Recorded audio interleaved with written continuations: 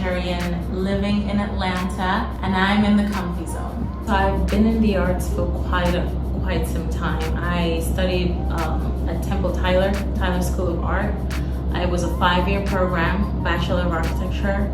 And all the while, I was modeling in New York, hopping on the Chinatown bus, running to go model, going to go-sees, doing all these things in New York City, and then coming back to go to class or go to school. And I think from my work, you can definitely see the influence of fashion, because I was in the fashion industry, working in the fashion industry for quite some time as a model. So I worked at the New School, Parsons New School, for a really, really long time. I would have my booker book my schedule 6 months in advance so I could travel around my work, work around the world, visit family. And while I had that job, I would say, I pretty much took fashion school for free. Within those classes, literally sitting in class with those students to cut fabric on me, to test color, to have me stand and sketch.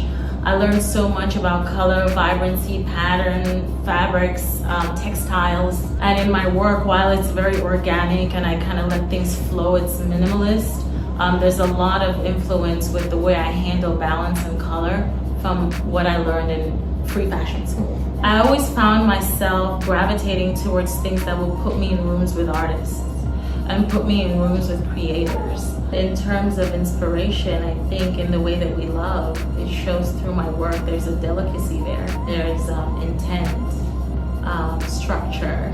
I look up to architects that have very organic design style, like Frank Lloyd Wright, Alexander Calder. There's other artists here in the city, Tracy Murrell, great inspiration. Her manifestation, the way she puts knife to paper. So in terms of my process, as you can see, I have a lot of paper, a lot of color laid out. I like to walk around in this room, even while working on current projects, and see pieces of paper or color or hues or textures that inspire me. I lay them out like this so I can quickly see and put pieces together around the room that may not necessarily have been sitting together. I have several projects that I work on simultaneously. My goal is to remain fluid throughout this entire process as the world changes.